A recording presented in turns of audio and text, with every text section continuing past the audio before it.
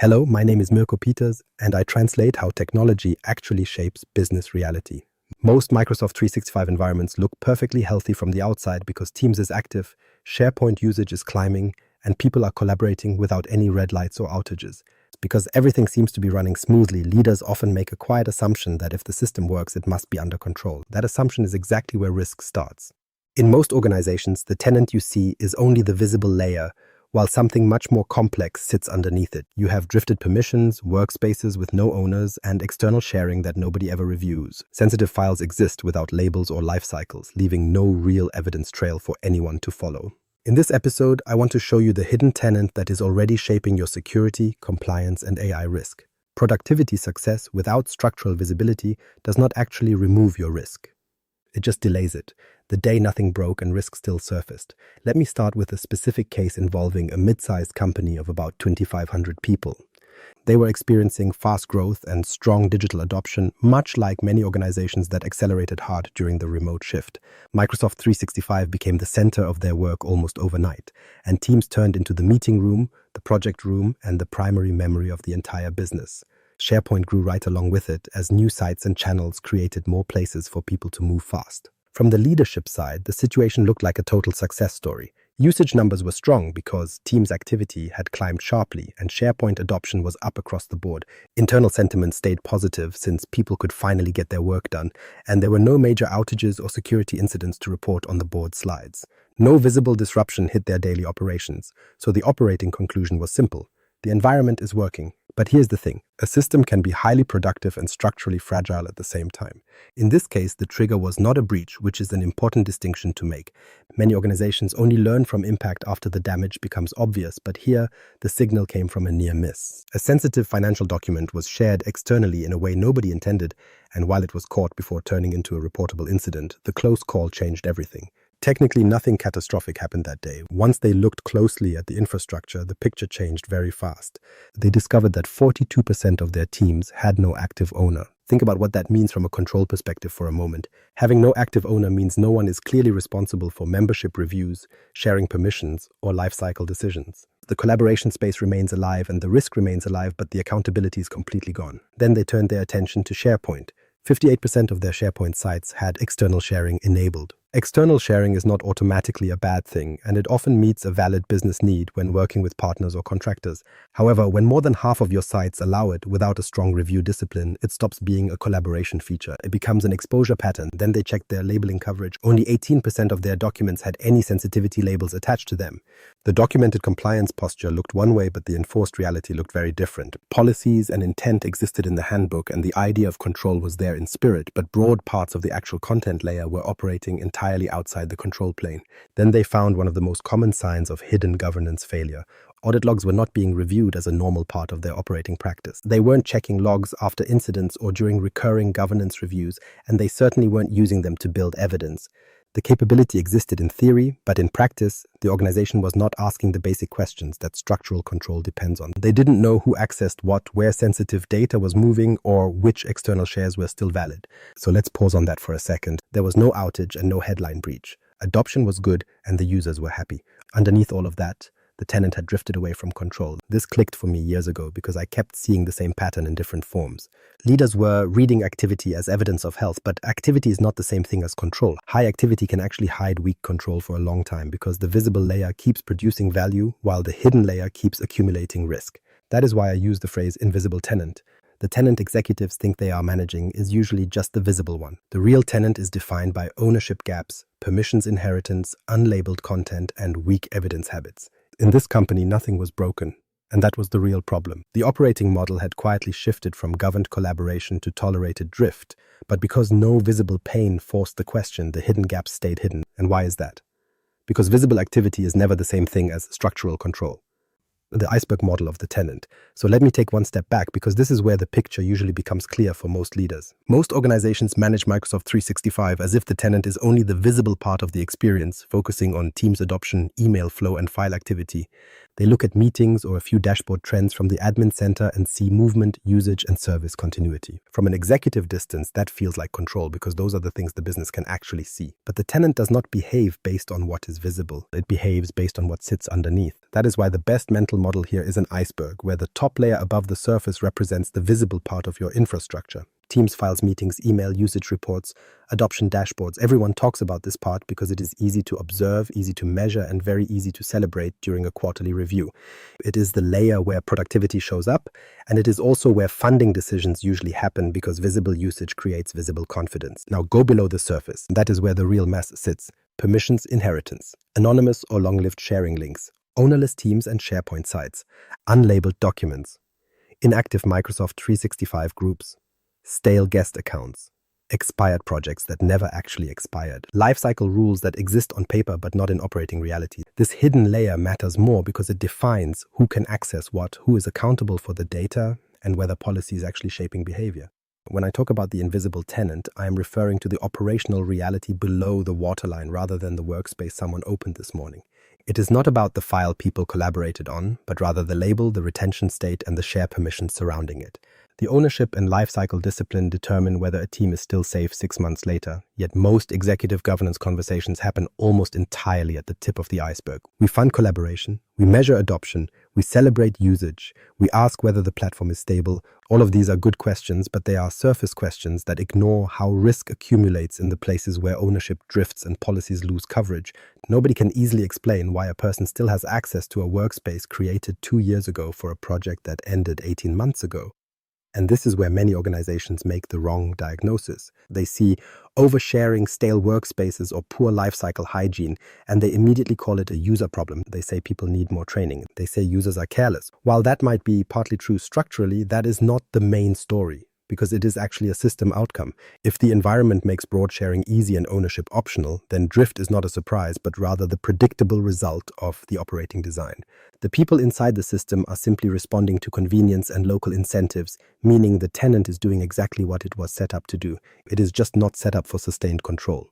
The visible layer can mislead smart people for a long time because an iceberg does not announce its mass from the top. A tenant does not announce its risk from active usage, and in fact, healthy-looking activity can make the hidden layer harder to challenge.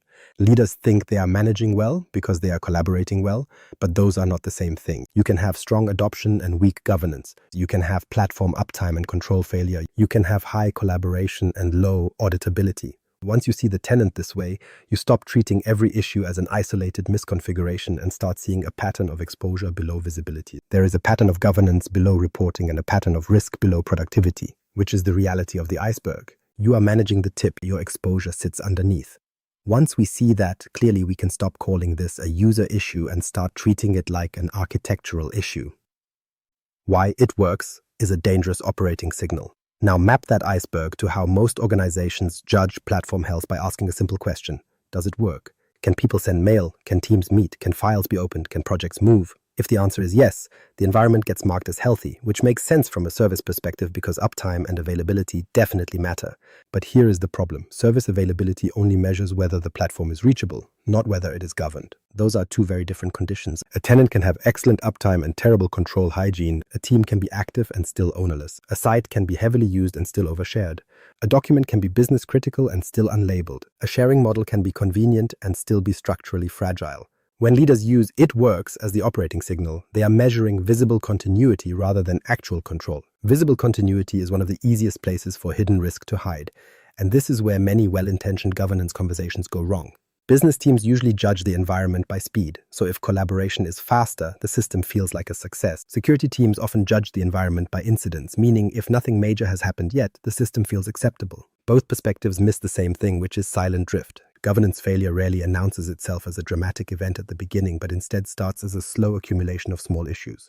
One inherited permission nobody revisits or one external sharing setting left open does not create immediate pain on its own. One project team nobody retires and one label policy that never reaches the content that matters eventually create a tenant that feels productive while becoming harder to trust. That is why I call "it works" a dangerous operating signal. It is not because the statement is false, but because it is incomplete, and incomplete signals are dangerous in executive decision-making. They create a false sense of calm that tells you the platform is functioning, so you assume the control model is functioning too. The reason this works for so long is simple. The consequences of weak governance are usually delayed. They show up later. They show up during an audit when nobody can prove how a control is enforced in practice. They show up when a legal request arrives and the evidence chain is thin. They show up when Copilot is introduced and suddenly broad access becomes broad discoverability. They show up when security asks a basic question about data exposure and the answer is that we think it is covered. That phrase alone tells you the system is not under control. If you remember nothing else, remember that healthy usage does not prove healthy control. In fact, healthy usage can actively mask unhealthy control because success at the collaboration layer often reduces the urgency to inspect the governance layer. The business sees momentum and IT sees adoption, so the hidden questions do not get asked until a near miss forces attention. By then, the issue is rarely one bad setting, but rather a pattern of accumulation. Platform-native success metrics like adoption dashboards or compliance scores are useful, but they are not enough on their own. They tell you something happened, but they do not tell you whether access is appropriate or whether ownership is active. They do not show if lifecycle controls are applied or if sensitive data is actually governed where it lives. A lot of leaders are waiting for a visible incident to justify a governance conversation, but that is backwards. By the time governance failure becomes visible, it has usually been a structural problem for months or even years. The real executive shift is to stop treating it works as proof and start treating it as a starting condition. The platform works. Good. Now ask whether it is under control. Ask whether ownership is current. Ask whether access still reflects business need. Ask whether policy is enforced, not just documented. Ask whether evidence exists before anyone asks for it. A functioning collaboration layer can still be a fragile operating environment, and that brings me to the first measurable system outcome. Permission sprawl index, the risk you already granted. So let's make this measurable. The first signal I want executives to track is what I call the permission sprawl index. Very simply, it is the percentage of people who can access content beyond their actual business need. We aren't looking at who actually used that access or who abused it, but rather who simply has it. That distinction matters because most organizations only react to access once it becomes a full-blown incident. But from a governance perspective, access is risk the moment it exists, not the moment it is exploited. And this is where the invisible tenant becomes very concrete. In many Microsoft 365 environments, somewhere between 35 and 60% of users can reach sensitive content through inherited permissions, broad group membership, old project structures, or sharing patterns nobody came back to review. While the exact number will vary by tenant, the pattern itself does not. People accumulate access faster than organizations remove it, and that is a system outcome. Now, some leaders hear that and think, yes, but if nobody opened the file, where is the issue? Here's the issue. Unused access is still exposure. A permission you forgot about is still a live pathway, a stale group is still an active control object, and a side permission inherited from a parent structure still expands the blast radius even if nobody notices it today. In an AI-enabled environment, this gets even more serious because hidden access becomes discoverable access at speed. Copilot does not create those permissions, but it reveals the reality of them. So the old comfort model of, well, technically they had access, but nobody would ever find that file, starts to collapse very quickly. That is not a future problem, it is a tenant quality problem that already exists.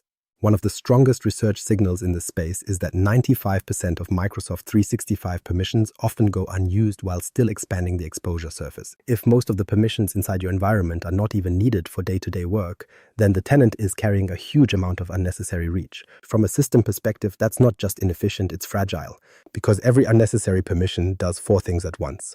It increases overexposure, weakens segregation of access, makes investigations harder, and widens the blast radius when something goes wrong. That something could be a bad share, a compromised account, an internal mistake, or an AI query that pulls together information nobody realized sat inside the same access boundary.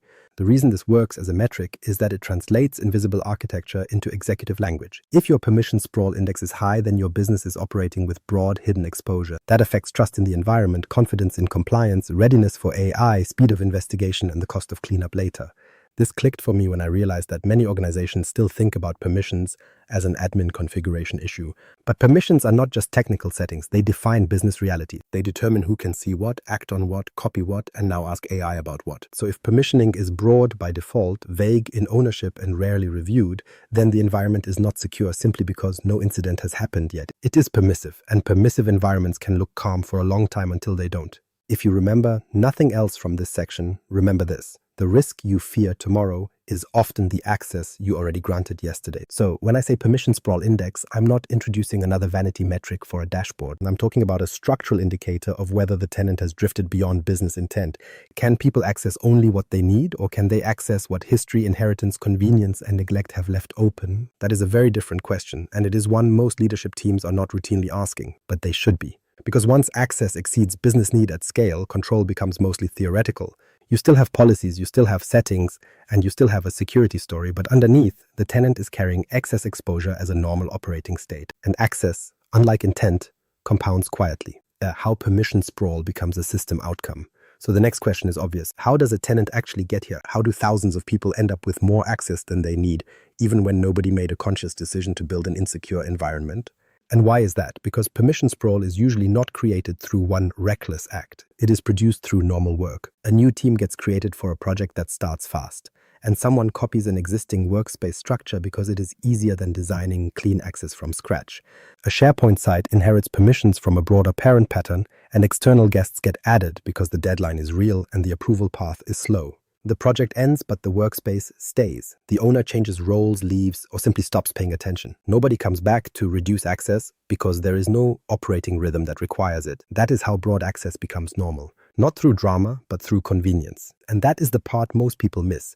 Microsoft 365 is optimized for collaboration speed. It is designed to reduce friction, so people can create, share, and move. That is useful, and in many cases it is exactly why adoption succeeds. But when convenience is not matched with review, convenience turns into structural compensation. People use the easiest path available. If broad sharing is easier than precise sharing, broad sharing wins. If cloning an old team is easier than creating a new one, copied permissions win. If requesting a review takes longer than just adding the group, inherited access wins. Behavior was not driven by bad intent, it was driven by environment. That matters because it changes the leadership response. If you frame this as a user discipline problem, you reach for more reminders, more training, and maybe more blame. But if you look closely, this is a design problem. The environment keeps rewarding speed at the point of creation and almost never rewards cleanup at the point of drift. So drift becomes the default operating pattern.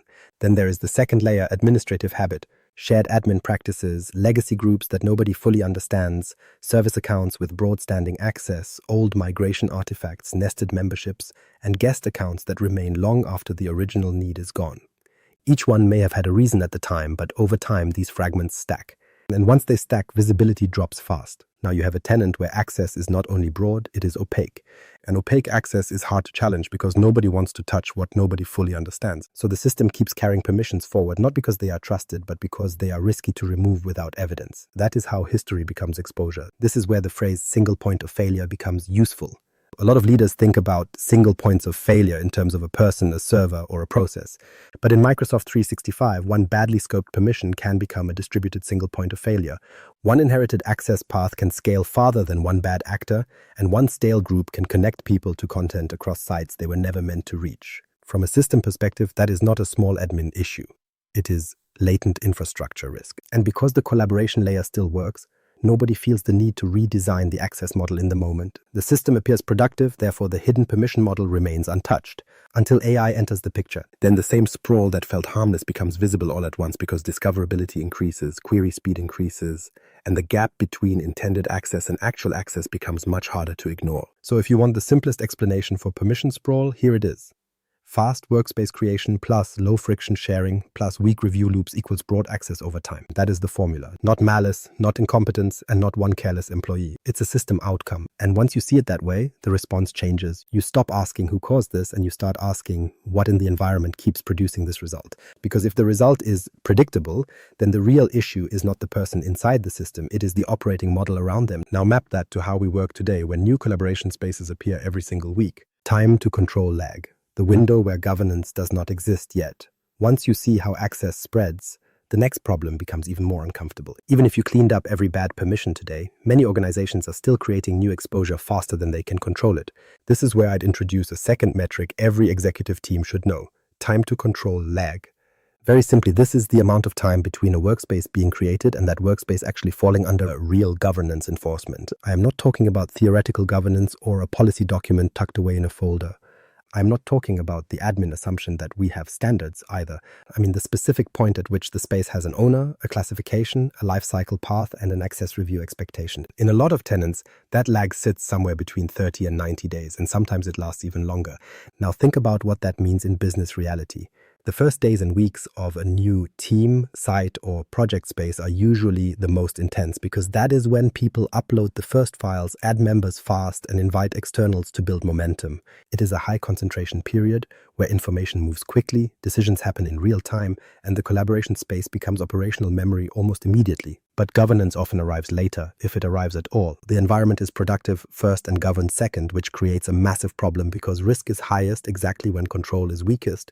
That is the hidden window most organizations do not measure.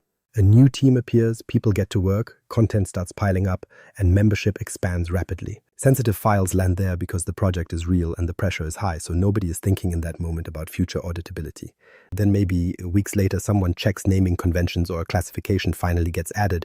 Maybe an owner review happens or a lifecycle rule gets discussed, but by that point, the space has already become active infrastructure. The risk window has already existed. This is why time to control lag matters more than many beautifully written governance policies. A policy you enforce after the fact is not prevention, it is just delayed administration. This clicked for me when I realized many leadership teams talk about governance maturity as if the existence of a policy equals the presence of control. But structurally, that is not true. If your tenant allows rapid creation and slow governance attachment, then the operating model contains a built-in exposure gap. The system is saying yes to collaboration before it says yes to control. Because people are busy, that order rarely gets corrected on its own. There is also a compounding effect here. One unmanaged workspace is a small issue, but hundreds of newly created workspaces every quarter, each carrying a 30 to 90-day control lag, become a systemic issue. Now, the tenant is not just struggling with old drift. It is continuously manufacturing fresh governance debt. That debt shows up in very practical ways. Sensitive content lands in unclassified spaces, external sharing happens before review, and owners are assigned loosely or not at all. When someone finally asks if a space is governed, the honest answer is often not yet. That phrase should worry leadership more than it usually does because not yet in a live environment means you are exposed during peak usage. From a business perspective, that creates a dangerous mismatch. Leaders think growth is succeeding because new spaces help the business move faster. And while that part is true, growth is also multiplying unmanaged risk at the same time. So time to control lag is not just an admin metric, it is a growth metric. It tells you whether your control model can keep up with the way your organization actually works. If it can't, then the tenant is expanding faster than it is being governed. That means your productivity story is quietly carrying an unmanaged exposure story inside it. And this is where it becomes relevant for anyone responsible for growth. Why fast growth outruns control? Let's stay with that point for a moment because this is where many organizations misread success. Microsoft 365 is built for low-friction adoption, which is one of its greatest strengths. A team can create a workspace quickly, a department can launch a site in minutes, and a project can start collaborating before anyone books a governance workshop. From a productivity perspective, that feels efficient, but from a control perspective, it creates a structural imbalance. The reason is simple. Growth happens in real time, while governance usually arrives as a retrofit. Retrofits are always slower than creation. That is not a Microsoft problem first. It is an operating model problem. Most organizations still govern as if collaboration environments grow slowly in predictable waves with central oversight close behind. But that is not how modern work behaves. Work now expands through projects, cross-functional teams, and urgent initiatives because the business needs motion now, not after a review cycle. Now map that to how many control models still work today. You see manual approval, manual classification, manual review, and manual ownership checks. That might work when space creation is limited, but it breaks when the collaboration graph expands faster than the people assigned to govern it. Control capacity does not scale at the same speed as workspace creation unless automation is part of the design. This is where remote work changed the equation for a lot of tenants. During periods of fast digital acceleration, Microsoft 365 became the operating layer for almost everything. Meetings moved there, files moved there, and decisions moved there. Then mergers and AI pilots added even more complexities. Suddenly, the number of places where work could begin multiplied faster than the governance model could adapt. The tenant kept growing, but control did not grow with it. When that happens, organizations start depending on structural compensation. They assume managers will own what they create, they assume users will classify content properly, and they assume old spaces will get cleaned up when they are no longer needed. These assumptions feel reasonable until volume rises, and then they become fantasy. Research in this area shows the same pattern in other domains where disconnected tooling and automation spread, weaken full enforcement. A fragmented control model cannot keep pace with a fast-moving collaboration estate. One team is looking at identities while another is looking at retention and another owns provisioning scripts. Each part may work on its own, but the environment between them drifts.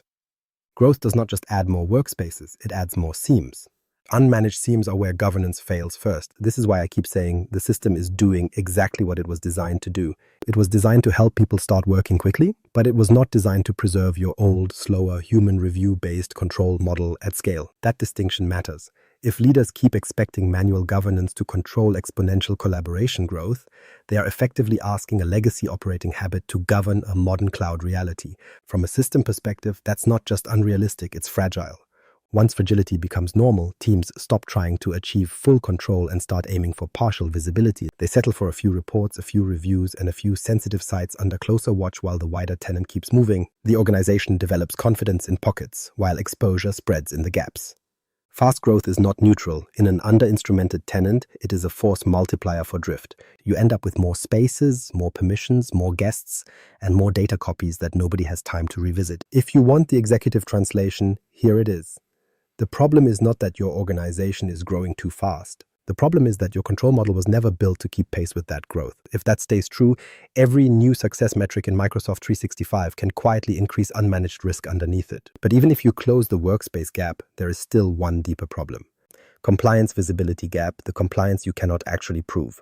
This is the part many leadership teams find most uncomfortable because it challenges a common belief. Most executives think compliance exists simply because a policy exists. They assume control is real because a framework was approved, labels were configured, and a retention schedule was documented. If the dashboard looks active, they assume progress is happening. But here's the thing, compliance that lives in documentation is not the same as compliance you can prove in operating reality. That distance between the two is what I call the compliance visibility gap. It is a system outcome where your intended rules don't match your actual data footprint. Very simply, this gap represents the percentage of business-critical data not covered by enforceable labels, lifecycle controls, or review practices in the places where that data actually lives. I'm not talking about where you intended to govern it, I am talking about where it sits today. In many organizations, practical coverage is much lower than the policy story suggests. A common pattern I see is that only 20 to 40% of critical content is truly governed in a way you can demonstrate with confidence. The rest sits in a gray zone of unlabeled files, inactive sites, and old project spaces with no current owner. These shared documents often outlive their original purpose, but their permissions stay active, creating a silent risk surface. On paper, the organization looks compliant. In practice, it is partially governed and partially assumed. This distinction matters because regulators and auditors do not care about your intentions once the pressure arrives. They care about evidence. They want to see which rule applied, how it was enforced, and what happened when that rule was violated. This is where hidden tenant chaos usually shows up first. It doesn't always start with a massive breach, but rather as an inability to answer basic control questions during an audit. Can you prove sensitive files are labeled where they actually live? Can you prove retention is active across the collaboration spaces people really use, rather than just the ones IT remembers? When I ask these questions, many organizations answer with some version of mostly, or we believe so. From a system perspective, that isn't assurance. That is exposure with good intentions layered on top. This is also why unlabeled files are such a structural problem. An unlabeled file isn't just missing metadata, it is missing policy context. It becomes harder to protect, harder to search for during a legal event, and nearly impossible to explain to an auditor. The same logic applies to inactive sites. People assume inactivity means low risk, but inactive does not mean empty. Forgotten content inside live permissions is still a single point of failure. There is a massive gap between documented policy and enforced policy. This is where mature-looking organizations are often the most structurally fragile. They have the diagrams and the roles, but the enforcement is partial or uneven across the tenant. What leadership is actually seeing is governance theater with small pockets of real control hidden inside it. That sounds harsh, but it forces us to ask the right question. Are we showing compliance or can we prove it? Those are two very different states. This clicked for me when I realized how often leaders confuse the availability of a capability with the execution of that capability. Just because purview, labels, and audit logs exist doesn't mean the tenant is governed. Capabilities sitting idle in a platform do not automatically produce governed outcomes. Without coverage, adoption, and a consistent operating rhythm, compliance is just a presentation. It is not proof. This creates a dangerous business condition because the moment you try to scale AI or answer a regulator, the gap becomes visible all at once. Suddenly, the conversation isn't about whether a policy exists, but rather how far that policy actually reaches. Once you see this gap, you stop asking if you have policies. You start asking if your tenant can survive the moment someone asks you to prove them. And that is exactly why dashboards can make mature organizations look much safer than they actually are. The mirage of dashboards and delayed confidence. Now we need to talk about dashboards because this is where modern governance starts to look mature long before it becomes reliable. Most executive teams are shown a control view, a compliance score, or a secure score that suggests progress is happening. These tools are useful and I am not dismissing them, but the problem starts when leaders treat them as direct evidence of control. In reality, these are just representations and snapshots. They are signals with timing gaps and dependency gaps built into the design. A dashboard can only show what the underlying processes have already captured and surfaced. If those processes are delayed or partial, the dashboard isn't necessarily lying to you, but it is lagging. Lagging signals create delayed confidence. You think you are looking at the current state of the tenant, but you are actually looking at a processed version of recent history. Research into Microsoft Purview Compliance Manager shows that score updates can take 24 hours or more to reflect realities. Sometimes they require manual re-evaluation or specific audit logging to be enabled before progress even shows up. If a control was changed this morning and the dashboard still looks the same tomorrow, what exactly are you governing against? You might be looking at reality or you might be looking at yesterday's version of it. This uncertainty isn't just a technical detail, it changes how executives behave.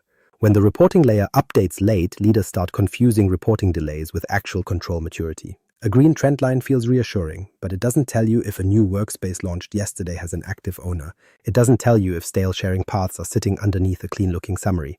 The thing most people miss is that dashboards are strongest at showing movement, not certainty. They can show that actions were taken and that activity is happening, but they do not automatically prove coverage or enforcement. This is why activity-heavy environments can produce beautiful dashboards while carrying unmanaged exposure underneath. Many leadership teams end up managing what is easiest to see because that is what the reporting makes available. They review the scores and the incidents while the hidden tenant remains uneven. Ownerless spaces still exist, permissions still drift, and external sharing remains open in places no executive report was designed to explain. This isn't a failure of the dashboard itself, but a category mistake in how we use it. We are asking reporting tools to give us operational certainty they were never designed to provide alone. If you remember nothing else, remember this. A green indicator is not the same as governed reality. In fact, green indicators can coexist with unmanaged exposure for a very long time. In large tenants, policy propagation and human follow-through move at different speeds. Once leaders get used to those green summaries, the dashboard becomes a form of emotional protection that reduces urgency. It creates a sense that the environment is under control because the visible layer looks stable. But the system underneath may still be drifting. This is why executive governance needs a different posture. Use the dashboards, but treat them as lagging representations rather than proof of present control. You have to pair them with structural questions that expose the truth. What percentage of your critical data is actually labeled today? How many active workspaces currently have no owner? How long does it take for a new space to fall under real governance? When you ask these questions, you find the difference between display and reality. The business risk isn't that your dashboard is wrong. The risk is that your confidence arrives faster than your evidence. Once that happens, your reporting starts masking the very fragility it was meant to reveal. The real question then becomes what this hidden chaos is doing to your actual business performance. The entropy tax on the business. So let's translate all of this into business performance because hidden governance gaps never stay confined to a security conversation. They eventually show up as drag, and I'm talking about a quiet compounding drag that I call the entropy tax. Every unlabeled file adds search friction, while every duplicate workspace adds decision friction for your team. When you have stale permissions, they add investigation friction, and every ownerless team adds accountability friction to the system. None of that looks dramatic in isolation, which is exactly why it survives so long in most organizations. A single duplicate site does not trigger a board conversation, and a handful of outdated documents rarely looks like a strategic risk. One inactive workspace with broad access feels small, but when those conditions repeat across thousands of collaboration objects, the tenant starts taxing the business every single day. Search gets noisier, and trust in results gets weaker as a direct result of this clutter. People stop knowing which site is current, so they ask in chat instead of relying on the structure we built for them. They download copies of files just in case the system fails them, and then they create another team because the old one feels too messy to use. And just like that, entropy creates more entropy. The system starts producing compensating behavior because the original environment no longer feels reliable enough to work from directly. That is not just an untidy digital closet, it is an expensive structural failure. Because once information quality drops, decision quality starts dropping right along with it. People take longer to find the right file, and they spend more time validating whether a version is actually current. Legal spends more time assessing retention exposure while compliance struggles to prove what should already be obvious. IT spends their days tracing ownership and permissions that should have been visible by design.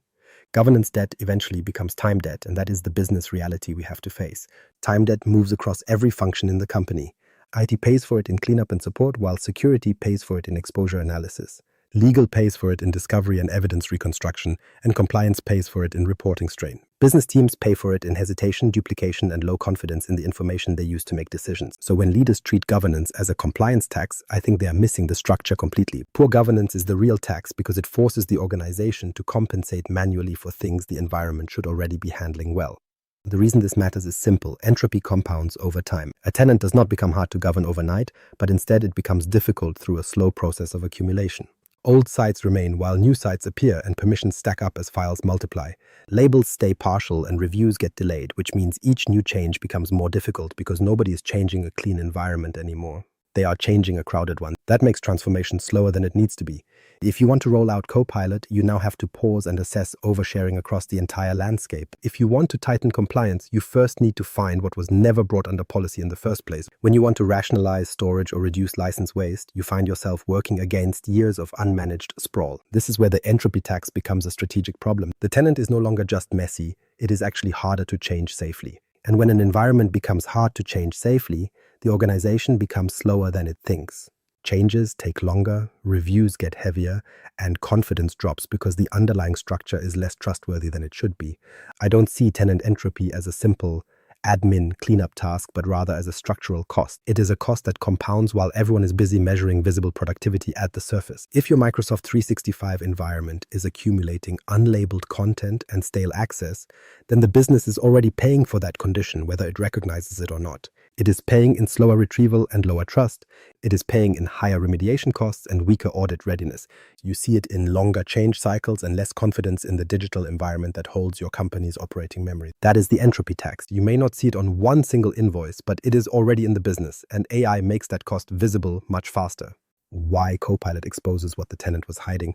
And this is where a lot of leaders suddenly feel the hidden tenant for the first time. They introduce Copilot expecting a productivity conversation about faster drafting and better summaries. They want to spend less time hunting through files and meetings. And while that part can be real, Copilot also does something else that is structurally important. It exposes what the tenant was already hiding. It doesn't do this by breaking the rules, but by operating perfectly inside them. That distinction matters because many organizations talk about Copilot as if it creates a new class of governance problem. In most cases, it doesn't. It simply accelerates discovery inside the access model you already allowed. If a user has broad access through inherited permissions or stale groups, Copilot works with that reality. It surfaces information from the environment as the environment exists, not as leadership assumed it existed. That is why I keep saying AI is not the new problem, it is the diagnostic tool. The hidden comfort model in many tenants was always based on a specific assumption. People thought that even if access was a little broad and the structure was messy, nobody would actually find half of that content anyway. The mess was protected by friction because search took effort and context was fragmented. Old files stayed buried in places people rarely revisited, so the tenant could carry years of loose access without forcing a serious reckoning. Copilot changes that equation completely. Broad access suddenly becomes broad discoverability across files, chats, sites, and mail. It pulls from meeting history and the organizational memory layer people forgot was still exposed. Once that happens, weak governance stops being abstract and starts showing up in outputs people can see. You might see a vague answer or a surprising reference in a document surfaced from a place nobody expected. You get a result that is technically permitted but clearly misaligned with business intent. This is why early Copilot concerns center so heavily on data quality and access controls.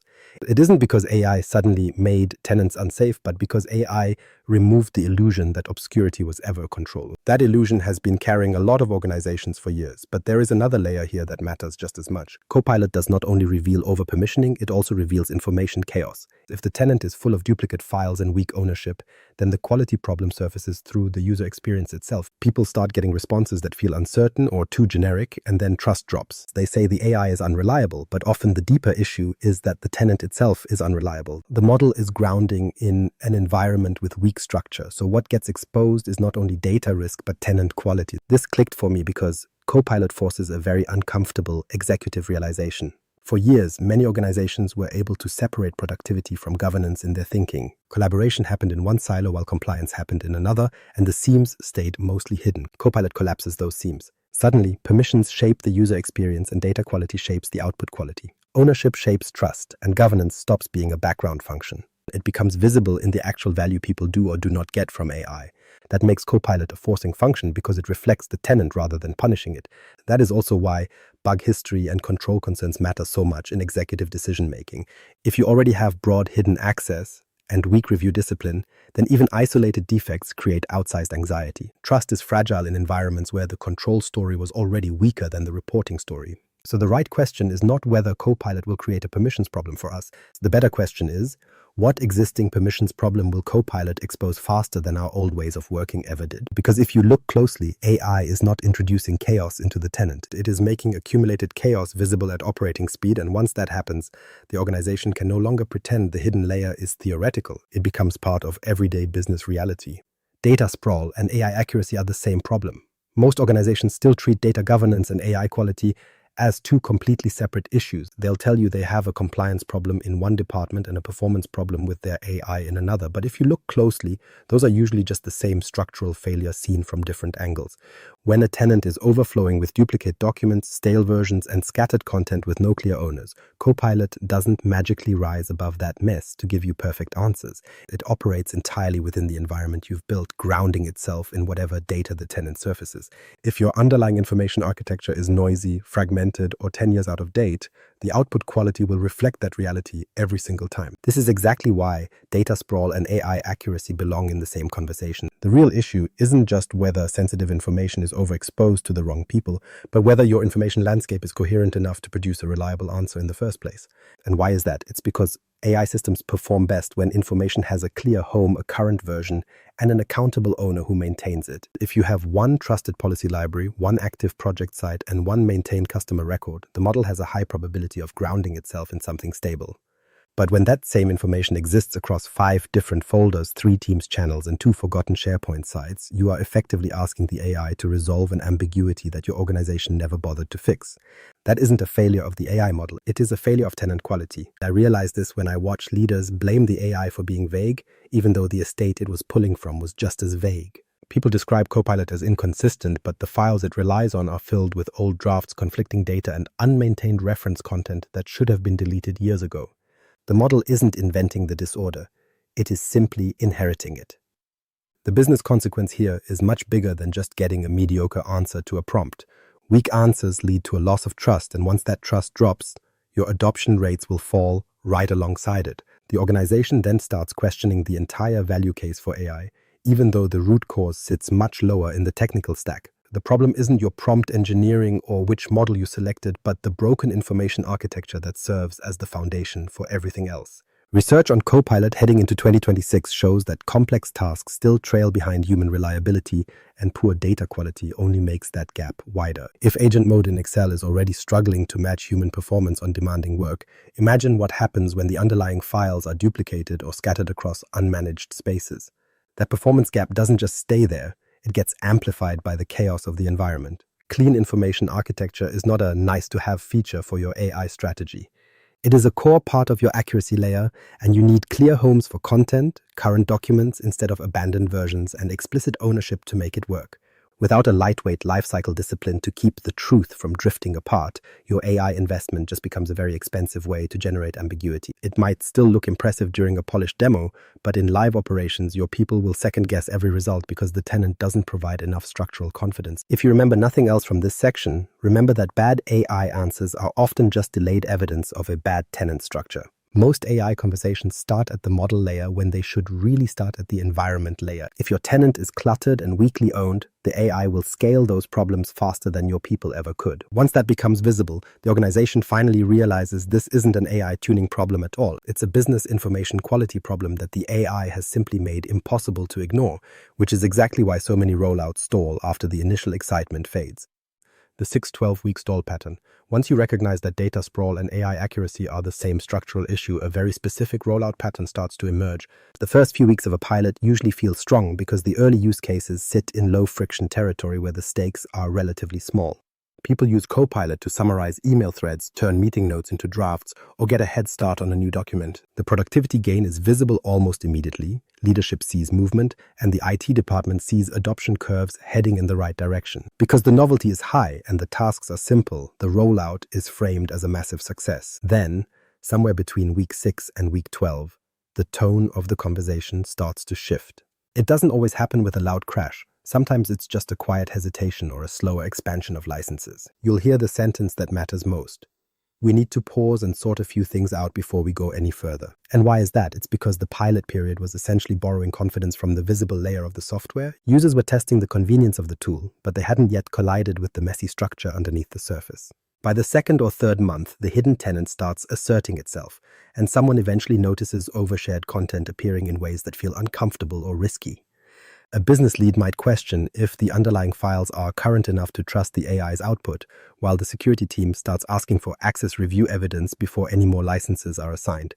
Suddenly, the rollout that started as a simple productivity story transforms into a complex governance story. This is the stall pattern, and it isn't a failure that happens on day one, but rather a friction that builds up after the early enthusiasm wears off. Many organizations misdiagnose this by thinking users just lost interest or that the training wasn't good enough. While training helps, the deeper reason is structural, as the environment simply stopped supporting trust at the speed the rollout required. Research on Copilot deployments shows this pattern clearly, especially when governance is treated as a one-time event instead of an ongoing operating discipline. If you only look at governance at the very beginning, your pilot will look ready even if the tenant is fundamentally uneven. But if your governance is tied to the live state of the environment, you have a real chance to scale without hitting that wall. Most organizations don't hit the wall because the AI suddenly got worse at its job. They hit it because the tenant became more visible, and that visibility forced leadership to see the real blockers that were there all along. Broad access controls, weak data quality, and unclear ownership all become glaring issues when you try to scale.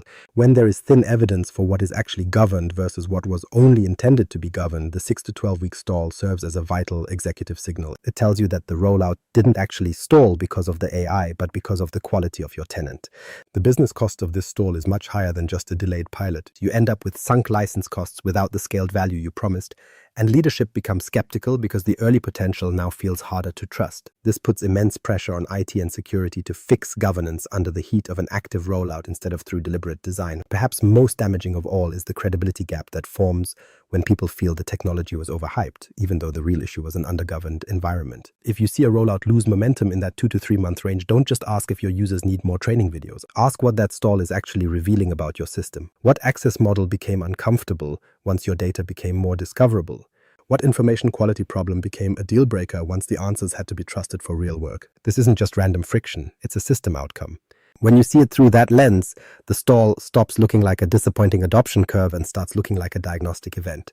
It's a very expensive lesson if you choose to ignore it, but the hidden tenant isn't just about AI, it changes human behavior too. Shadow governance and structural compensation. Let's move away from AI for a moment and look at what people actually do when the official environment stops feeling workable. This is the exact point where hidden tenant chaos stops being a technical glitch and starts becoming a cultural habit. When governance is slow, unclear, or disconnected from how work actually happens, people don't just stop working, they simply root around the obstacles. That shift is the beginning of shadow governance. It's usually not malicious or rebellious, but rather a practical response to a system that creates too much friction. A team can't wait 3 days for a clean workspace request, so they spin up a new team themselves to keep the project moving. A manager doesn't trust the shared site structure, so critical files migrate into personal OneDrive folders where they feel safe. We see this everywhere. Project groups copy documents into site locations because nobody is sure which version in the official channel is actually current. Someone builds a Power Automate flow without oversight because the approved path takes too long, or an external partner needs access today. So a sharing link gets created outside the standard process. Once those patterns start helping work move again, they stick, and that's the part that should worry you. Shadow governance survives because it solves for speed where the formal model creates friction. While many organizations describe this as non-compliance, if you look closely, it's actually structural compensation. The people inside the system are simply adapting to the environment they were given. If the official route is too slow, they choose a faster one. And if the official space is too messy, they create a cleaner one somewhere else. Behavior isn't driven by rebellion, it's driven by the environment. Once you understand that, your leadership response has to change. You stop asking why people are bypassing governance and start asking, what in the environment makes bypassing the system the most rational choice? If large numbers of people are doing it, You aren't looking at an employee attitude problem, you're looking at a design signal. It means your operating model is no longer aligned with how real work happens. This is why I call it shadow governance rather than just shadow IT, because what emerges isn't random chaos, but a second operating model. It's unofficial, untracked, and often fragile, but it's functional enough that people depend on it to get their jobs done every day. You'll see this reflected in personal file stores acting as team repositories, ad hoc teams created outside lifecycle rules, and private channels holding critical decisions that nobody ever reviews. The formal model says one thing, but the real model people depend on says another, and from a system perspective, that's where the risk deepens. Leadership is governing the tenant they think exists, while the people inside the system are operating inside a completely different one. That creates a massive visibility gap. You don't just lose control of files or permissions, you lose sight of how work is actually happening. This clicked for me when I realized that many governance conversations still assume policy is the operating model, but it usually isn't. Policy is just the intended model, while actual behavior reveals the real one. If the real model depends on side channels and unowned spaces, the tenant is already splitting into a visible structure and a hidden one. That split is expensive because it weakens auditability, breaks clean ownership, and multiplies data copies across the environment. It hides critical context in places nobody is governing, making future cleanup much harder because you aren't just cleaning up objects, you're trying to change compensating habits. Habits form around environmental truth. If the official system keeps creating friction, people will keep rebuilding informal alternatives even after you remove the old ones. If you remember nothing else from this section, remember this. Shadow behavior is a system outcome. The tenant is producing workarounds because the formal model isn't absorbing the real pressure of work. Once that happens, your governance becomes partly fictional. The org chart says control is centralized, but the behavior says control is distributed, improvised, and mostly invisible. That is the hidden tenant in action. And if you look closely, ownership is where that drift becomes permanent. Orphaned workspaces as business risk containers. This is where the conversation gets very specific because once shadow behavior settles in, ownership starts thinning out. It doesn't happen everywhere at once, but it happens just enough to become dangerous. A team gets created for a project, a SharePoint site launches for a department push, and the workspace becomes active and full of decisions and history. Then the project lead changes roles, the sponsor leaves, or the team gets reshuffled. Nobody closes the space because nobody wants to lose the context. So the workspace remains active enough to matter, but unowned enough to drift. That is an orphaned workspace, not a dead object, but a live risk container with zero accountability.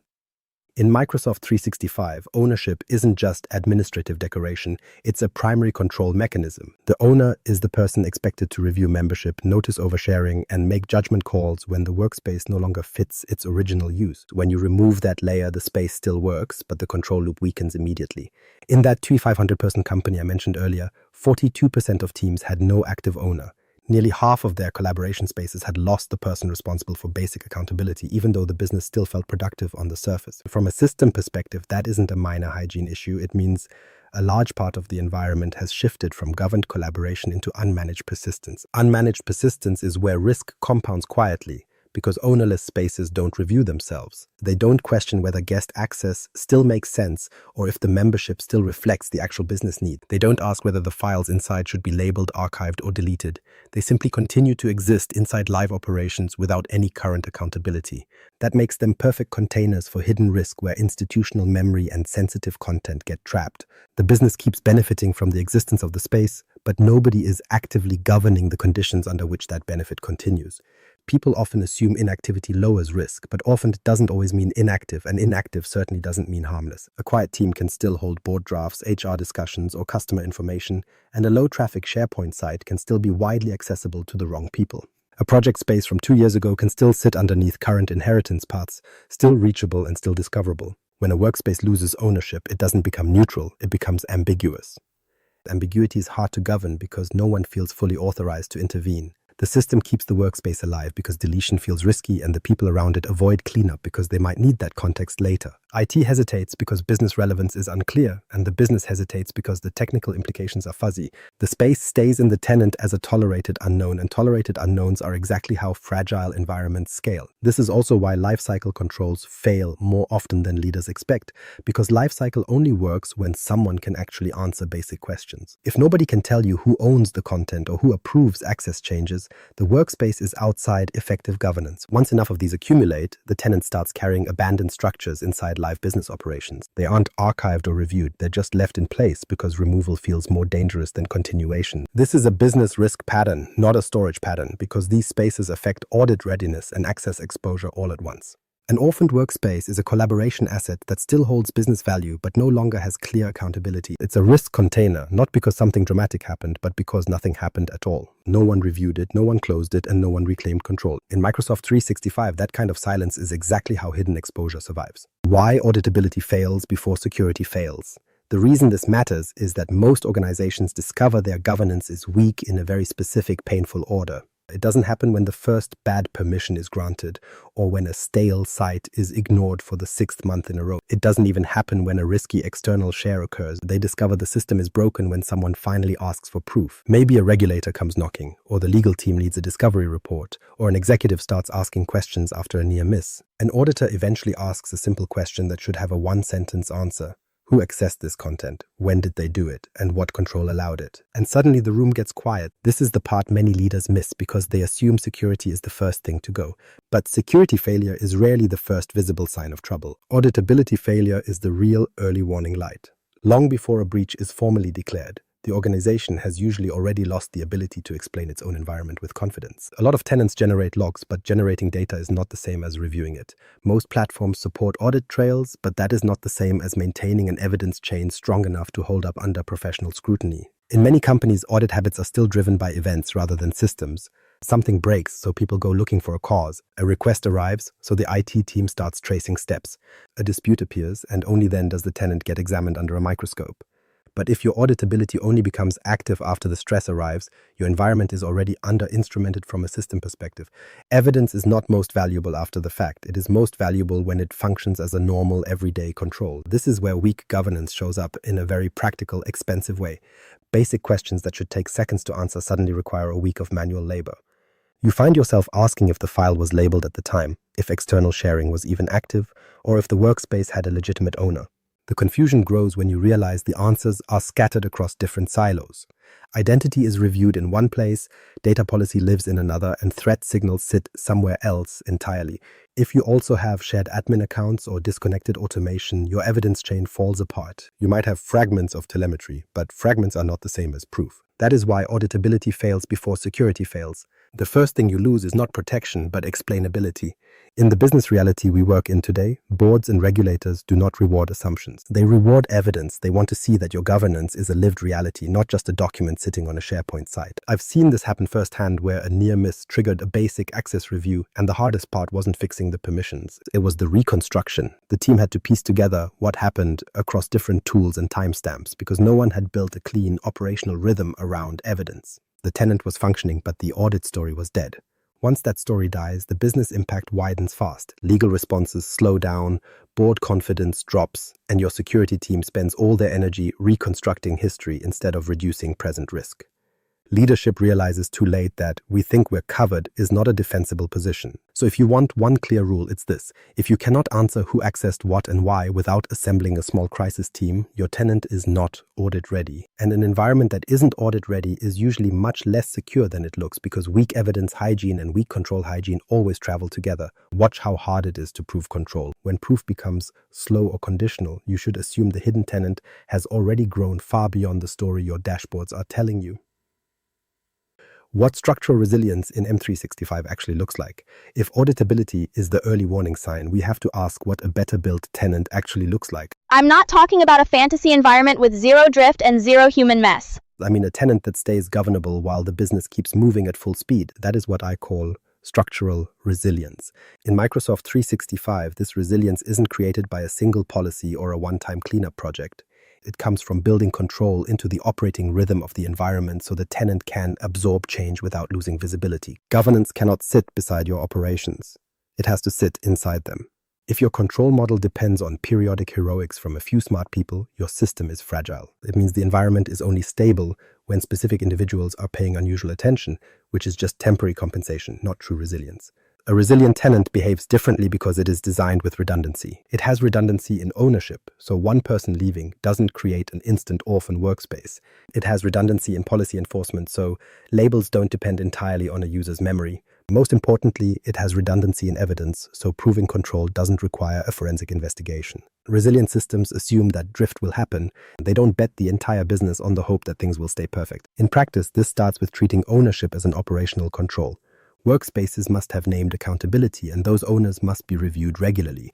If a space becomes ownerless, the system should trigger an automatic action. When ownership is weak, every other layer of your security gets thinner over time. Next, your policy enforcement needs to be as automated as possible. This isn't because automation is a trend, but because manual governance cannot scale with modern collaboration. Sensitivity labels, lifecycle prompts, and access reviews need to reduce your dependence on perfect human behavior. The people inside your system are busy, and structural resilience means the environment supports good behavior by default. Monitoring also needs to be continuous. I don't mean constant panic, but rather continuous visibility. You should be watching for broad sharing or unlabeled content as a living condition of the tenant, not as a quarterly surprise that ruins everyone's weekend. This is also where leaders need to get the tool logic right. Purview and Sentinel are not the same thing. Purview helps you govern your data posture through classification and retention, helping you answer if your data is governed and provable. Sentinel is about threat detection and response across signals. Too many organizations talk about visibility as if one dashboard can do every job, but it can't. Data governance and threat hunting are related, but they are two different disciplines. Structural resilience means using these native controls correctly and then surrounding them with habits that keep them alive. Regular ownership checks, lifecycle enforcement, and audit review cadences aren't glamorous tasks. However, from a structural perspective, they are what keep your tenant from decaying into a high-functioning blind spot. The real test for any executive is simple. Can your Microsoft 365 environment keep changing without becoming harder to govern every single quarter? If the answer is no, your environment might be productive, but it is not resilient. Resilience doesn't mean that nothing ever goes wrong. It means the environment stays controllable while reality keeps moving. That is what mature governance looks like: operational discipline with enough redundancy to prevent the tenant itself from becoming a single point of failure. The executive scorecard that should exist before the next AI decision. If structural resilience is your actual goal, then leadership needs a scorecard that reflects structural reality rather than just vanity metrics. We need to move past looking at platform activity alone, because seeing a spike in usage growth might suggest people are collaborating, but it says almost nothing about whether that collaboration is actually governable. The scorecard I would want in every executive review before the next Copilot expansion, automation push, or compliance conversation is built around three core measures that define your system health.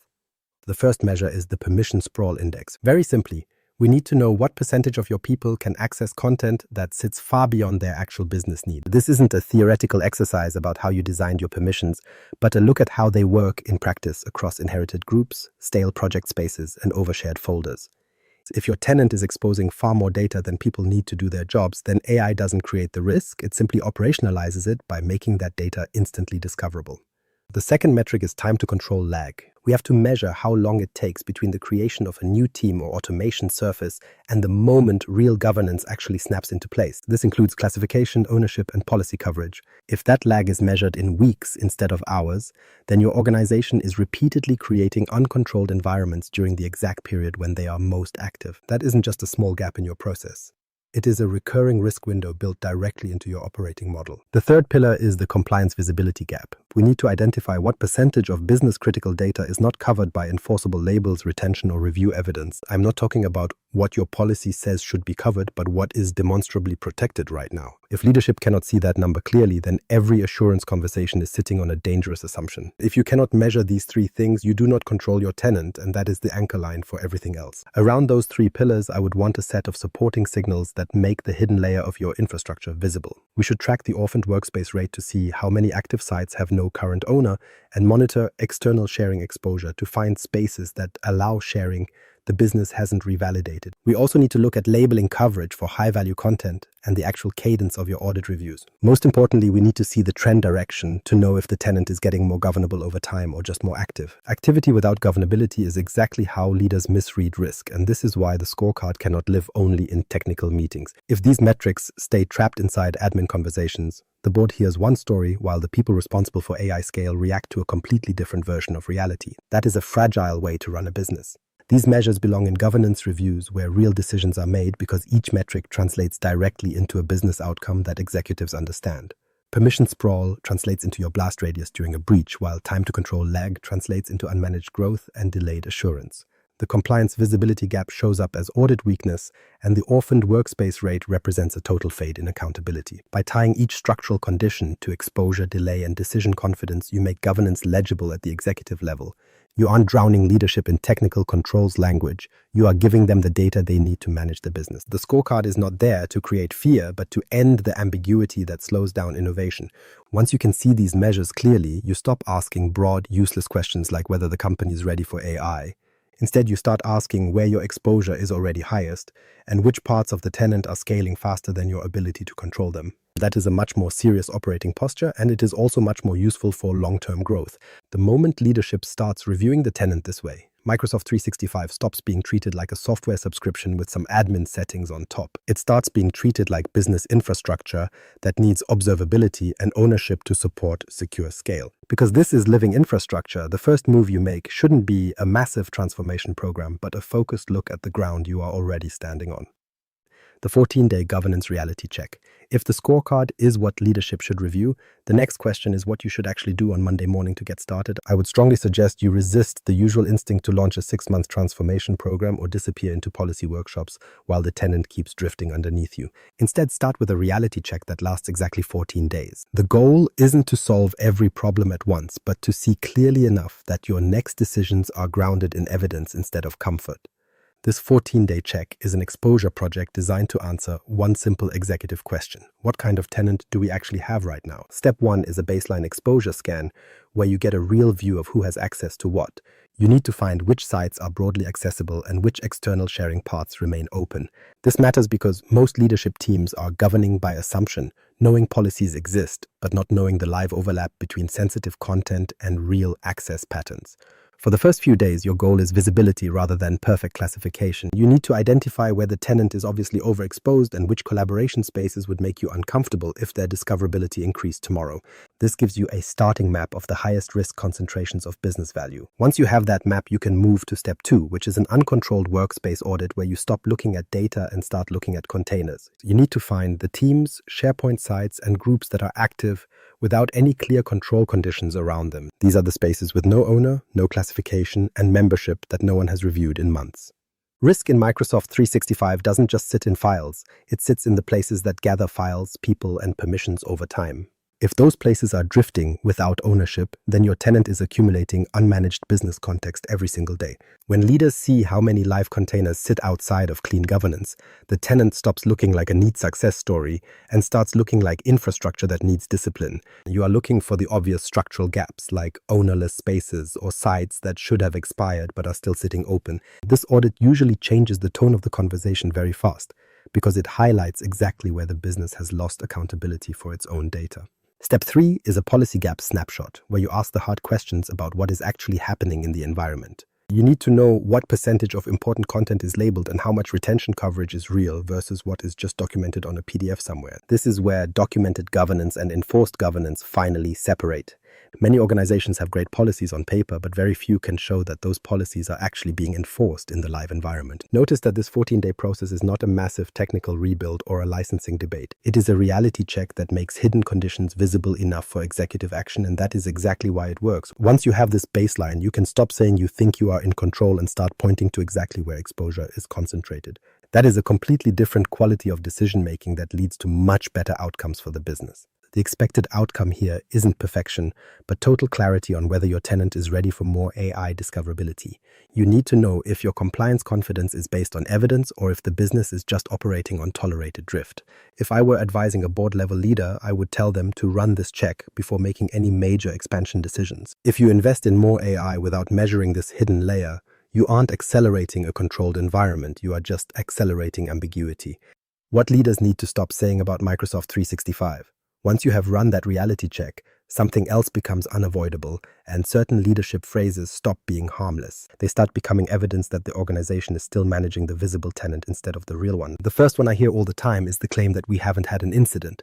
But here is the thing, the absence of a visible incident is not proof of control. It might only be proof that nothing has forced the hidden layer into the open yet because no regulator asked and no AI rollout exposed your discoverability. When no legal event requires reconstruction and no major near-miss surfaces in a way leadership can feel, you aren't looking at resilience, you are looking at untested exposure. The second phrase is just as common, which is the idea that the platform is secure by default. Now, from a Microsoft perspective, there are strong controls available, but available controls and operating defaults are not the same thing. The business does not run on vendor potential, it runs on the tenant, as it is actually configured, governed, and maintained in your specific environment. When leaders say secure by default, without examining local ownership or audit habits, they are borrowing confidence from the platform brand instead of their own operating reality. That is a fragile way to run a system. The next one is softer, but it carries just as much risk, the claim that our admins have policies. Maybe they do, but policy existence is not the same as policy reach. A policy that is written is different from one that is configured, and a policy that is enforced is different from one that is actually reviewed. Those are four very different stages of maturity. What matters in business reality is not whether someone can show a settings screen or a governance document, but whether the tenant is actually behaving inside those controls at scale. If enforcement is partial or dependent on manual cleanup, then saying you have policies creates comfort without proving control. Then there is the phrase that usually appears when drift becomes visible, which is the suggestion that users need more training. Sometimes they do, but training is not a structural substitute for bad defaults and friction-heavy operating models. And if people keep oversharing or building shadow workflows, the answer cannot always be that they need another awareness session.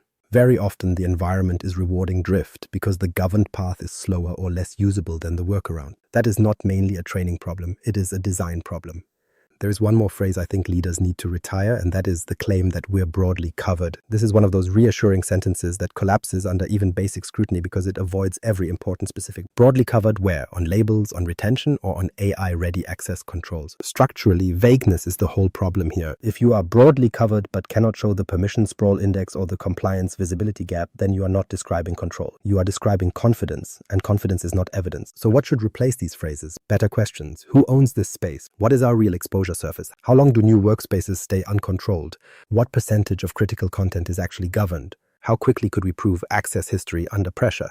Where is discoverability about to outrun control? Those are executive questions because they force the organization to move from comfort language to structural language. They move you from platform trust to tenant evidence and from assumptions to measurable conditions. This is the mindset shift underneath the whole episode. Microsoft 365 is not risky because collaboration exists. It becomes risky when the scale of that collaboration outruns your ownership and control. If I was sitting with a CIO or a board technology committee right now, I'd say this very plainly. Stop asking whether the platform works. Of course it works. The real question is whether your operating model can prove that what works is also under control. Once you stop saying the wrong things, you create room to make the real decision underneath all of this. The real decision, productivity theater or governed scale. After all of that, the real decision is not whether Microsoft 365 is useful because we already know it is. The real decision is whether the organization wants visible productivity on top of hidden fragility or whether it wants governed scale. Those are not the same future. Productivity theater is when collaboration looks strong from the outside, but the structural layer underneath is drifting. Usage is high, teams are active, and leadership sees speed and calls it maturity. But below that surface, permissions are sprawling and ownership is thinning, which means the environment is carrying more and more invisible debt. Governed scale looks different, and it does not mean slower collaboration. It means collaboration that can keep expanding without losing control, trust, and proof. New workspaces appear, but ownership is clear. Content grows, but classification and lifecycle keep pace. AI gets introduced, but discoverability does not outrun governance. The environment stays usable because the control model is built into the way it grows. That is the distinction leaders need to sit with. Many organizations still treat governance as if it is the tax you pay after productivity, which is a logic that fails because cleanup does not stay behind growth. It accumulates inside growth. The bigger the tenant gets, the more expensive ambiguity becomes. And why is that? Because every unmanaged workspace and every stale permission creates rework later for IT, compliance, and legal. Governance is not a brake on performance. It is an efficiency layer that reduces the cost of future change. That is the part many executive teams still miss. A governed tenant is easier to search, easier to secure, and easier to scale without triggering avoidable hesitation. It lowers friction in the places that matter later, which means governance improves the economics of the whole environment. Now map that to the business choices ahead, like more copilot, more automation, and more data moving across more surfaces. If the tenant underneath that expansion is weakly owned, the organization will keep paying an entropy tax on every next move. Every innovation initiative starts with cleanup, and every rollout carries hidden uncertainty because nobody is fully sure what the environment will surface. That is not scale. It is expansion without structural resilience. From a business infrastructure perspective, that is the wrong bet. Microsoft 365 is no longer just a software subscription sitting beside the business. For many organizations, it is the business operating layer. Communication, documents, and decisions all run through it. If that layer is treated casually, The organization is effectively building its future on infrastructure it cannot fully describe. That should feel serious, not dramatic, just serious. From a system perspective, the tenant will keep doing what it was shaped to do. If it was shaped for frictionless growth without enough control, it will keep producing speed and hidden exposure at the same time. If it is shaped for governed growth, it will support speed with more trust and less rework.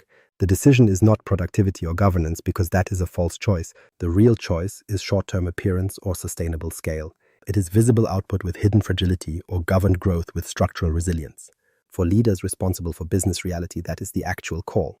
Implementation payoff and closing challenge. My name is Mirko Peters, and I translate how technology actually shapes business reality. The payoff here is simple but critical. Operational success in Microsoft 365 often hides structural failure, and that hidden layer is what actually determines your risk, your trust, and whether your scale stays governable. Before you commit to your next Copilot rollout or security investment, I want you to run the 14-day governance reality check to see what is really happening under the hood. If you audited your tenant the same way you audit your systems, what would you find? Subscribe and leave a review if this episode exposed the hidden layer for you, and let's connect on LinkedIn.